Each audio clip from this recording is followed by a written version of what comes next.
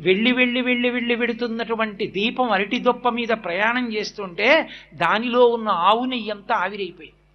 అది ఆ అరటి దొప్ప మీదే నిధనం అయిపోయింది.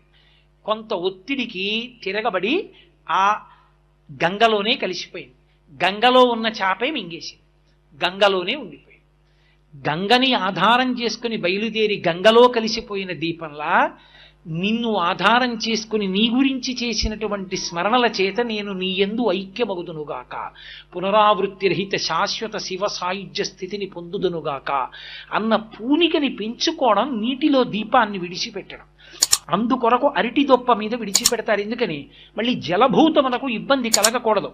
మనం చేసేటటువంటి పనులు ఇతర ప్రాణులకు హాని కలిగించేవి కాకూడదు.